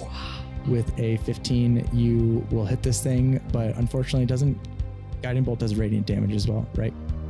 Sure does. Sure does. Roll your damage. Okay. It's gonna bounce right off, isn't it? 16 damage. This thing grows by 16 points. I just fed it. Okay, well, now we know. Now we know. It's okay, guys. Now we know. Well, It's all about is that teamwork. clear? Yeah, it's quite obvious Does it as the light shoots towards its like midsection. and it opens into like a prismatic split, a chasm in his midsection as it swallows it, and he says, delicious. He grows in size to the thing. It's pretty easy to tell. Yes, what did you do? I would like to bonus action Starlight Step and call to my friends and just move directly backwards, not turn around or anything, but can I Starlight Step directly backwards to keep an eye on what's happening while saying like, let's back the fuck up at least? Yeah, absolutely. Starlighting step away. 30 feet is about the edge of the clearing, and the clearing that has since disappeared and is now, like you're realizing, covered in webs. You get to the edge of this, what has become a true wall of golden webbing. Sort of like back on the trail. Not even close. You're at the edge of the clearing, but you do get out of within like direct attacking distance from him. You guys are probably about, I would say, 120 feet off the road. That is about the edge of the clearing, and the webbing is keeping you from going any further as you make your way out of that space. That is Cassie's turn, I think. Just she's keeping a watchful eye over these two and trying to have, from 30 feet back now, just more awareness of the situation and pulling herself out of her ass to really assess the situation. Like, whoa, I was sucked in there. As you pull yourself back to assess the situation, it is this thing's turn as it moves with sudden ferocity, and Parable and Zin having both being so close. He's going to take attacks at both of you. No. As 2 claws descend, one at each of you. I will roll both of those. Oh, that is an 18 on the die. And a natural 20. The most devastating of these attacks will be coming down as Zin, you feel within the screams of these trapped memories and emotions, a flash of coins, depression upon exile, the meeting of a young boy out in the unclimbed lands who you see he leads into the 2 wells, and they both build lives for themselves. He takes on the name Coin. You don't remember the name that he has before. He's forgotten it, or this version of himself has. But he does still remember his brother Kind and the name that he failed to uphold as a wish hunter. Coin. Shooting for just trying to get by. As a wish hunter he was, and in this afterlife you see that has been kind of forced by this hungry spirit, this thing that wants and wants and wants, and perverts Coin's want to just do a little good everywhere into something to chase down the biggest, baddest thing. As Coin's personality swipes down upon you, you feel all that. Let's roll that damage. Great. So casual. You feel all that. I'm in danger. That is just 24 damage. Parable's gonna, as he steps in front with his pen blade, use interception. Oh shit, you just had a mechanical ability. You were letting me talk through that bullshit the whole time. Okay, yeah. It's like Zin not sharing her religion check. Okay. Just like to hear you talk. Give me the deets. All right, interception. When a creature you see hits another creature within 5 feet of you with an attack roll, you can take a reaction to reduce the damage dealt to the target by 1d10 plus 2. You must be holding a shield or a simple martial weapon to use this reaction, hence the pen. Awesome. Badass. Roll that d10, cool. And at the same time, you take 16 points of damage as you defend Zin rather than yourself. Oh. How much do I take? I'm rolling it right. Oh, gotcha. So 24 is the total right now. 18 damage. 18 damage which for you. Which is great because I had 23 hit points. Oh my God. Just hold my blade up. I think it's really, I close my eyes. I almost jump in front of Zin and I just hold my blade up. As you are struck, you also get flashes of Coin's life as it descends. I think you are hit with so many memories. This thing seems to be on its surface, most of its recent kills. So some of them are alien, the feeling of spiders off the ground and up a tree. And then in other cases you have, you think we're going to get some gold tonight? You hear that? As That's what happened to sweet salt and tart. Never to be seen again, unless an accepted memory as this descends upon you and both of you taking this damage. Both of you give me a charisma saving throw here. This is going to be a DC 14. 18. It's a 14 on the die, so 18.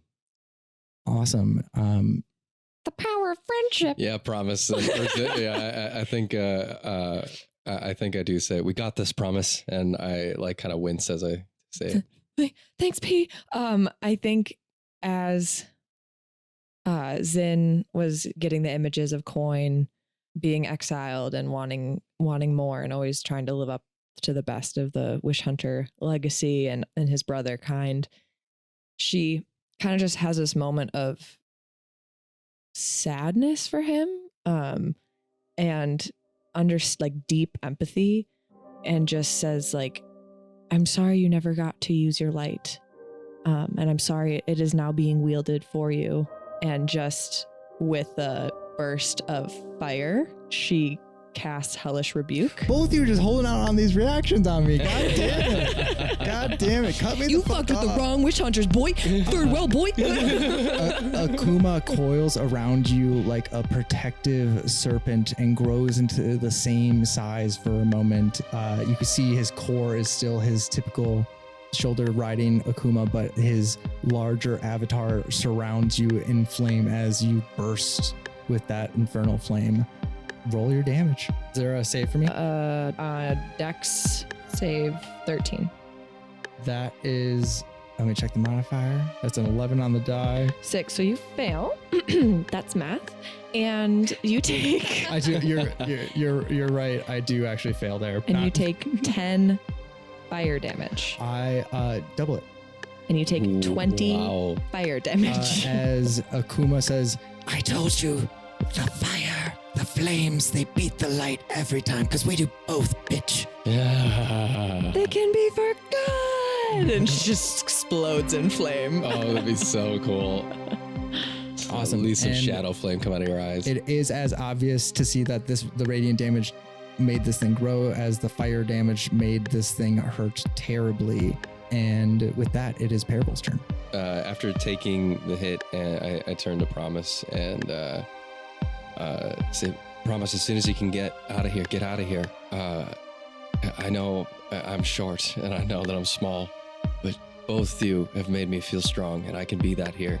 And I think I'm going to turn and first I'm torn here. I am going to cast Command and I'm going to, per Promise's apology about not being able to live a life, I think I'm going to put my other palm out that's not holding my pen blade and say, if any of you in there can hear me, stop.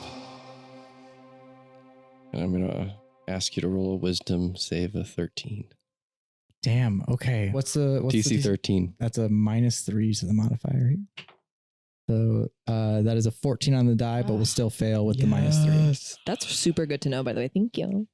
Yeah, I gotta stop slipping shit. You can see that this thing obviously has a force of personality, but the discordant nature of this thing, you see Coin disappear entirely, and a full humanoid of glowing light appears. It's still trying to contain the light, and they're cracking out, but Coin fully is subsumed. It seemed like it was still feasting. As you came upon this hungry spirit mid-meal, it did its best to finish it quietly. So there's remnants of Coin. There were. That's why you saw him on the surface for just a bit there. But as it disappears, you take halt and you hear Coin say, I always wanted to stop and smell the roses. Oh, that's my voice. I told you that was my voice. As he fades away into the existence, you hear Coin helping you just a little bit to quiet the many raining voices amongst this choir of voices. And as you do, this thing halts. I don't click it closed, but I sheathe my pen blade and its kind of pseudo hilt on the side. And I take that hand and I touch Promise on the hand. And I say, take this and run. And I do lay on hands. Awesome. as a bonus action. Badass. And I'm going to see how many points then that is quick here. I think you're rocking a 25 point pool right now. Yeah, so I think I'm going to heal Zin for 12. Take that. Thank you. Back up to 17. Awesome. Good stuff, y'all. Parable, great turn. Oh, can I take my movement? Yes, you are moving and making your way to join Cassie, I would assume. Yeah, I run as far as my movement can carry to Cass, but I am also very ready to turn back. Does Parable aware of that damage, the that intensity of the fire? Oh yeah, I think like I said, it was as obvious that fire hurt this thing bad that as radiant energy helps this thing. Yeah, I think I just put trust in and faith into Zin, and I sprint towards Cass. Awesome. As you do so, that is next up. I gotta roll something here. I need a luck check from y'all. Elect one person. I need a luck check. I will volunteer in front of the table. You're very heroic today. Anything above, we'll say 10 here helps you out. The 19. Yes. Take that. You are. That's my friend. I have a guess. You see. Oh no. Oh no. Chest hair and all. Give it From to us. the edge of the woods that you had not been from far from the path, you hear, what is, oh God, that hurts. And some quick slashing as he rips through the side or the webbing, and you hear him actually just in the finishing act of that as he's taking a little bit of damage to be here, but stop, creature. I am Lemillion Lodestar, and I will be your doom. Well, hey, buddy. Oh, Perfect timing, fellow Lemillion. Wishmasters. Good to see you. Hunters, wish hunters Anyways, of the third well. Kind of in the middle of something. If you could throw anything you got our way, that would be huge. Well. Rude of you. But anyways, meet your demise, creature. You've taken my men. You've taken sweet tart and salt, and you also somehow ate my gold, which you don't even need it. Give it. You Is get it him, in Lemillion. you? Promise. Come on. Is it in you? As he kind of starts talking to himself about, I wonder if my gold's still inside of... Anyways, on guard, as he will take a couple of attacks here. I think he does. We'll let him. I think he does the thing of. So he's light-footed as he dashes in. I imagine he like prances. This is like so a nimble-footed. skip. Really Okay, Kronk. Lemillion. It's just so Kronk. he runs in, goatee flaring, as he takes a couple of swipes on the creature here. 17 will hit with the first one, and a 2 on the die will not hit with the second one, but he does get off 8 damage to this thing here that is halved. As he stabs into the light, he says, well, it almost feels like my blade's going right through it, and they're not almost putting any resistance at all. And we'll take a disengage action as a bonus action here to dance backwards. And he says, on guard, you filthy creature. That is now Zin. Oh, lovely. Yeah, Lemillion, just do your best to not get hurt. We'll talk after this. And she casts Hex on the creature. The creature. I think you guys can refer to it as the hunger spirit if you need to, or the hungry light. The hunger. The hungry hippo. Right. My thoughts exactly. So she will cast Hex. So I will be placing a curse on the hungry spirit. And until the spell ends, I deal an extra 1d6 necrotic damage whenever I hit it with an attack roll. And then I also get to choose one ability when you cast a spell, and the target has disadvantage on the ability check. For the foreseen future. Forever Forever until I say so. We have it our way. All right. I love that. I love Hex because it's a free cast. Like that happens. I don't get to say no as a DM. No say. Tell me what's up on the ability, and we're gonna do Dex. Okay, good, cool, love it. Nice. So you have disadvantage on deck checks in the future, and also 1d6 necrotic damage added whenever I decide to hit you, like right now. So I think Zin, after just staring daggers, I think is really just how she hexes people. She just like, you're not a nice person. And she, still kind of feeling the flame from the hellish rebuke earlier, uses scorching ray. Awesome. All right, so are you backing up to do so? Yeah, but I'll hop, skip, and jump. Awesome. This far as I can. This thing has already used its reaction to make a swipe, so it is unable to take another opportunity attack as you make your way back to take your attack. Yeah. So I then hurl 3 fiery rays. Oh, so sick. Can I have Akuma do it? I was gonna say, tell me how this looks like. Does Zin perform any of them, or does Akuma do all 3? You should try it. My aim hasn't been very good. You should try it. No, I'll do 2, you do 1, okay? Can you do yours first? Yes. Can you do yours, then I'll do mine, then you do yours? Okay, ready? Okay. You see Akuma's looks Let me like roll the hit to see if Does it come out of your mouth? No. the sound effects help me concentrate. That's a 24 to hit. Oh, damn. Give me 2 more. 3 rays, 3 attacks. Oh, okay. So It says on a hit you take 3. 2d6 fire damage. Yeah, that means it's 66 fire damage. Hot. So I hit you for 8. Okay, you hit me with 8 so far. And then I rolled a 7, which was almost a nat 20. Damn it. So that doesn't hit. Nope. So Zin's does not hit. And then it's Akuma. So Zin misses, maybe on purpose. You'll get it one day. Don't worry about it. I was a little frazzled from earlier, and then I hit a 21. So first one hit, second one missed, third one definitely hit. So that's 8 damage, and then roll. What was that third? The third damage was 11. Awesome. She Okay. is not gonna let that go. No, she's not.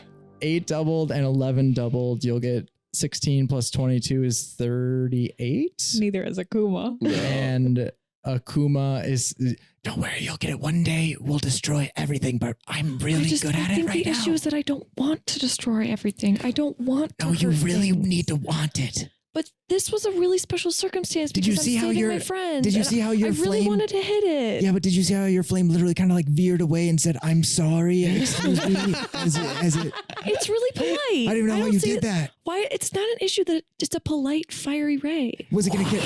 I'm sorry. It was the hope was that it would then circle back around, do one more pass just to make sure the vibes are right, and then enter.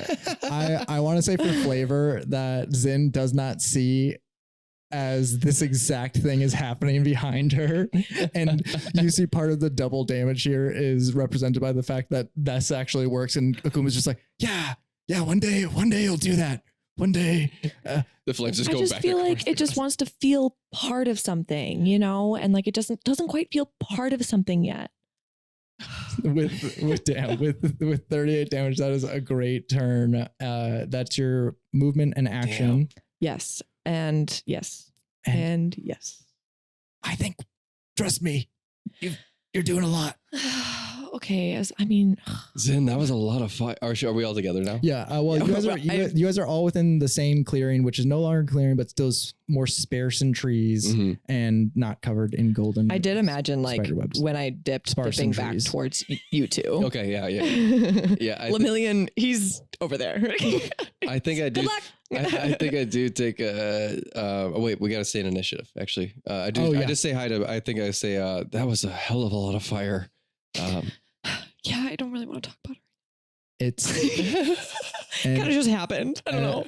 As you say that, coming up upon the group here, you have Cassie at the edge of the border here. Cassie starts by saying, Lemillion, let's get out of here while we can. Period. After I deal with this creature, this thing of, well, I guess if you're going, I would think about joining. We have a message from Dapple for you. Oh, I'll definitely come. I would love to. Can I'm quite tired. He just lays a sword. Like, I imagine a sword coming down to his side. I'm next to this thing. so quicker. You see him preparing to do so. Okay. What can I roll for perception to see, like, are we being immediately followed? What is, like, have we disengaged enough to feel like we could turn and run and escape? What are the vibes here? Well, I think you fully saw Parable cast his halt spell, and or at least you saw the effects of this thing is not moving and seems stunned to the spot. It made one final swipe as Zin and Parable got away, but it seems like kind of frozen For real stuck there. Yeah, like mechanically Parable's halt spell will keep it there, but on top of that, the flame damage seems to have done something to it to keep it. And then Cassie pauses and looks at Zin. Because I didn't roll for the necrotic damage that you were supposed to be taking on an attack roll. Why do you have necrotic damage? Because I hexed you, bitch. Oh my god. Is it not just melee attacks? Does it say all attacks? Until the spell ends, you deal an extra 1d6 necrotic damage to the target whenever you hit it with an attack roll. So that was twice, right? Yeah, twice. So that's so cool. 2d6 Good. necrotic Nice synergy. As I think this is another no, your flame misses and the smoke veers off as like this dark energy of Zin's own that is just an additional effect that you've imbued within the spell. And that is also part of why Akuma seems so stunned as he sees this new energy come out of Zin. First is 6 and the second is 3. So 9 necrotic damage. Awesome. You see as this thing takes a hit that you've identified its other vulnerability. That is 18 doubled. Oh. Correct, 9, right? Yeah. Yeah. Awesome. Yeah, that's 18 damage that goes to this thing. As that is, I think Zin is just like, Jesus I just don't Christ. know. I just can never hit the target when I'm trying to do things. It's just kind of like, as the thing is just like starting to just wither. I just don't get it. I've been practicing so hard, and it's just Zin. God. Look, what did I do that? That was you. It's still you. I think it might have been my fire and like a post after effect Akuma, of. shh. Let her have this. What? I mean, this is a good thing, right? This is a good thing. Okay, It's good. Should we Go? Yeah. Yeah, I think so. I could go. I think it's a good time to run, and we should go back up the path as fast as we can. To the path. To the path. All right, Cassie, that is you here to, as you make your way, you notice that this side of the clearing has golden web so thick that it's not only difficult terrain, it's impossible to pass through without some sort of way around, through, or the destruction of it. Am I feeling like they can physically be cut like how Lemillion did? Yeah, absolutely. Okay. It seemed like they were much thinner on the other side. He came through with it was more difficult terrain for him. But this side is so thick that you could, with some thinning out, make it difficult terrain like it was for him. Got on the it. other side. Cassie's going to use her quarterstaff to try and just bludgeon her way through some of this path. Awesome. Give me an attack roll. 13. 13 will hit. Nice. Roll that damage. 5 damage. You're chipping away. I would then like to use Healing Word as a bonus action on Zin. You are up 9 hit points. Okay, Damn. work. Nice. Nice. No temp, but you do go back to I go full. to exactly 100%. Beautiful. Wow. Oh, I'm feeling so Awesome. much better at being Great healed. turn, course. Cassie, as we turn back to this spirit of glowing hunger. You see it cannot move as it is stunned, and you hear as if like whole crowd could argue all at once. The screams trapped within this thing as they reverberate out from it, holding it in place as some personality is trying to find and gain hold. But it is trapped, largely due to Parable's words and Coin's help. So next up, Parable, as this thing screams but cannot do anything. All right, and we're still within 60 feet. You are about 30 feet away from this thing. Okay. As if I'm holding my hand out and trying to still connect with these, at least coin.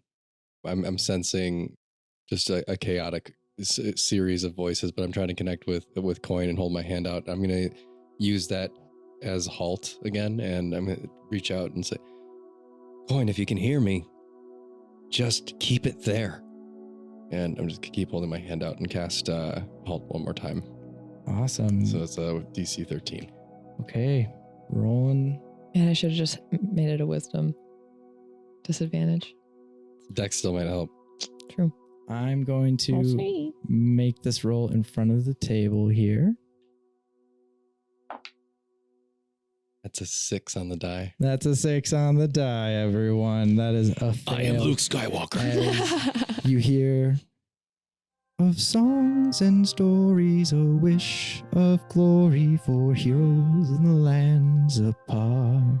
As this glowing spirit picks up the lute that had fallen to the side and begins to play a song that it somehow found in a dream of 3 heroes, but it is kept in place as Coin's visage slowly takes this thing over, halted in place one more time as it sings, no longer screaming, but finding a rhythm that is peaceful rather than the chaos that it was. Any other bonus actions, Parable? Yeah, I'm going to actually just lay on hands myself. Can I do that? Yeah. And I'm going to use the rest up there. Reaching for the good book, it gives you the energy you need as, of course, you store your thoughts in there. Awesome. And I'm up to 28, and I'm going to take the rest of my movement towards... no, we still have the thing there, don't we? There is something still in front of you, blocking you from getting further away from this thing. Okay. The golden webbing. Yeah. So I just use my movement to really step between Cass and Coin, and just try to hold my hand out and lock with that connection, I think. Awesome. So standing between the group and this monster that has become Coin for a bit, 30 feet away, that is now Lemillion Lodestar, and he says, "Have at ye, monster, now is my chance," and starts to drive his sword into and then looks towards you all, and he said, "You said Dapple would be there if I came with you?" Yeah, it would be great if you could help us with this webby thing. Oh, I can Be useful. That is no chance for Lemillion Lodestar as he runs past this creature out of its range of attack and makes his way to you all. He will take 2 attacks at this webbing. That is 2 nat ones. No match for Lemillion Lodestar. No, that will hit with a 15 on the first one and a nat 20 on the second. Crit this one. Let's go. Maybe we'll keep him around for more than 5 minutes. Keep that up and you can hang. That is going to be a total. I see what Dapple sees in you. A No, total of 17 damage, and it chunks through the webbing as he says, he continues to say, have at thee, even though he is fighting an inanimate object. That is next up, Zin. Okay, Zin is going to loving the progress on the webbing, and I think maybe it was distracting because Akuma did his first. Maybe if I just concentrate really hard, I can do it again. And she's gonna turn around and cast Firebolt at the spirit cloud. Awesome, you're throwing a firebolt at the Spirit of Hunger. Does a 15 hit? A 15 will just hit. Cool. So super proud of myself, by the way. And I was like, did you guys see that? I think I hit it. And Well done. for 7 damage. Awesome. For 7 fire damage, as well as Oh shit. Yeah. Did necrotic damage. 2 necrotic. So both are doubled. So you got 14 and 4 up to Yes. 18 damage here. Nice stuff. That hurts this thing badly as you see Coin sings ever louder as he says, I know you're not hurting me. You're just hurting the thing inside me, but goddamn, does it still hurt? Oh, I'm so sorry. It's totally fine. Hold on, Coin. man, we might get you out of there. Should I have lied? No promises. Oh my I God. honestly thought that we were going to be hitting the web, and you just kind of threw flame at this guy singing. He's not really scared me right now. It's a loophole. It'll be fine. It'll be fine. Sure. No, we just made a connection. Really. No, I can tell that it's doing something. I think it's keep me. If I could move, I wouldn't want to. Good. Lean into that. He hints that mechanically that did have some advantage throwing that kind of damage at him. Nice. And that is Cassie up next. All right. Cassie's feeling defeated. Oh. Cassie's like, God damn it, I got charmed my way into this confrontation. I fucked up my spell. I made this guy grow. I tried to hack at the web and I did 5 fucking damage with my stick. Got all sticky. I'm not helping. She's feeling real like she's in the wrong place. Her heart is slowly becoming not in it. Sorry, I'm so sorry. I said Cassie. I didn't say me. Sorry. She can have a mini arc. You're right. Let her live. You're right. Damn. Okay, Cassie's having a moment. She's having a moment because her capabilities as a scientist and druid are mostly radiant. She's ill-equipped for this confrontation and she's really, really reeling. And her hope lies in just trying to get us closer and closer back to the path if she can. She's feeling very guilty that she's brought this group of new friends, new colleagues into this confrontation in the first place. She's unwell. She is going to because Cassie has been just looking at this barrier, frustrated with this process, and is the person she is. I would allow you an intelligence check to make what would be difficult terrain once you break through this initial wall, regular terrain.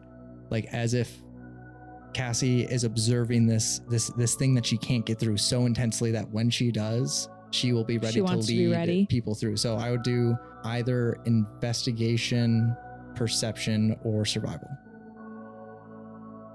I'll go perception. Okay. Analyzing the webs. 16. I would say that is enough, as you are able to see that there are nodes where this web meets, not like a regular spider web, which is strung in a way that is elegant, and I'm sure there are nodes within a regular spider web, but these ones are, as you're looking deeper and deeper, there are points of brittleness that there just wouldn't be in a truly natural web. And as you identify those further and further out, you see that those have largely been just by the force of the many been secured in this barrier in front of you. That's what's making it tough to get through. But as you identify each breaking point ahead, you will be ready to tell your friends, break there, or break it yourself as you break through. And that will be regular terrain and not difficult terrain once you guys break through this barrier. Awesome. Yeah, I do think in the space that she's in, she feels like her only opportunity to add value in this specific moment is to just try and get out. So focusing as hard as she can on studying what's in front of her and figuring out how much there is left and how hard we need to fight to get out of here and get space back to the trail. She'd be looking for clues like that. Awesome. You find them. You find the breadcrumb trail before you even reach it, but you see it ahead. Cassie, do you want to relay that information to your group before we end your turn? Yeah, after a few minutes of studying these webs and drawing these conclusions that there are pressure points that we can focus on to try and drive progress a little quicker, I think I just make eyes at my group and point out specific nodes and say, there are really sensitive areas. They look like this. And I kind of point out a couple of the spots in front of us that seem to be these connecting nodes. They're almost like mini prisms in nature. So it's almost like points of rainbow that you point out. Cool. Ooh, awesome. In any other circumstance, these would be very, very pretty. I mean, they're gorgeous. They really are. Okay, good to know. Thank you. And next up, that is this hungry spirit, but again, it is able to do nothing as it just continues to sing this eerie, dreamlike song. And it is next up, Parable. Awesome. I think based on Cass's information, I kind of look at her and I look back at the creature in front of us, the hungry spirit, and look at the webs, and I put down my hand and I pull out my blade and my pen blade and I swipe upward at one of these nodes. Badass. I will give you an attack roll with advantage with Cassie's check having happened. Cool. That is a 21 to hit, so I don't need the advantage. Ooh, nice. Well, you might crit, which could be the difference. And that's another 21. Oh, cool. Roll that damage. That is 8 damage. And do I sense that does enough damage? As you break it down, it's so close. Divine Smite. I think it's an uppercut first, and then you kind of see the pen glow and light burst from the tip, and I bring it back down, and I actually click it and sheath it as it comes down and finishes the job. Which is mightier, the pen or the sword? As you strike down with a sword becoming a pen, you still see the spectral radiant image of a fully functional blade as it strikes down. Roll that smite damage. It's 15. 15 is enough, as in a shattering of golden prismatic light. I'll say it 1,000 times as we have this thing chasing us. But for now, that node of rainbow breaks apart into 1,000 colors, and you have a way forward and away from this thing as Lemillion Lodestar is up next, and he says, "Good thing, little man, I would have had it, but onward." Oh, I like your chest hair. Is that you do the one button as well? I like that. Akuma.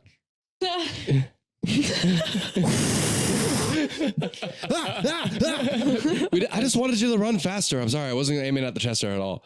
You see Lemillion start waving at like a piece of what you look to be, Cassie, like more of like the worst of the webbing, as he says, "Follow me." But he is that. I think as you guys break through, you guys are able to call it initiative as you make your way, but it is not Lemillion leading, as he is like, "Okay, fine. Well, you're going to break that one. Fine. Okay, that makes sense." I think I'm like clicking out my pen blade and sheathing it again just at need and trying to slice through any more debris or spider webs that are in front of us. Before we leave initiative, since Zen is next. I think having seen the opening in the wall, like, okay, awesome. Like we can escape. Zen is torn.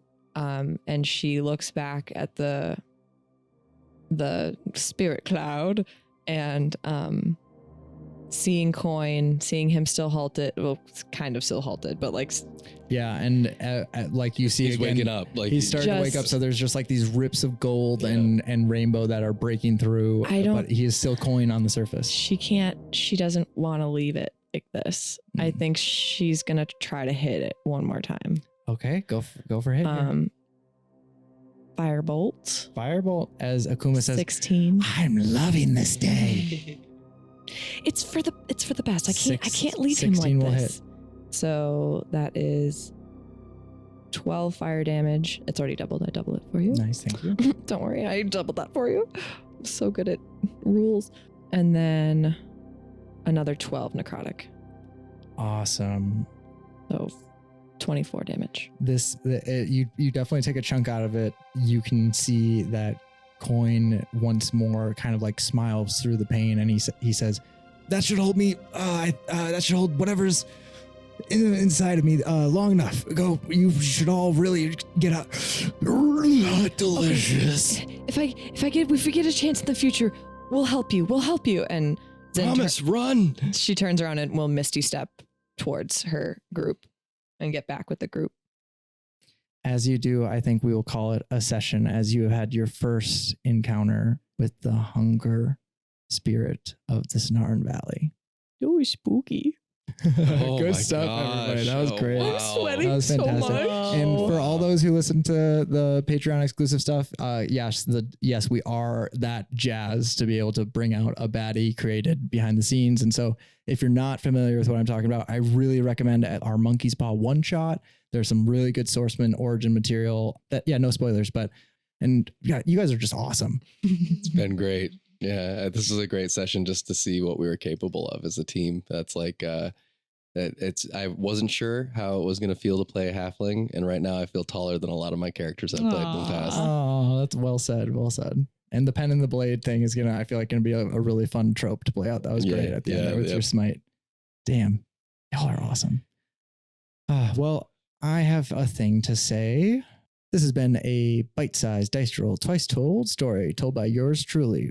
That's me, Rob, and brought to life by my players, G, Maya, and Sav. To post about the show, use hashtag DiceSized. That's DICESIZED. For more like this, follow us on Instagram and find us on Patreon. That's patreon.com/DiceSized. Dice.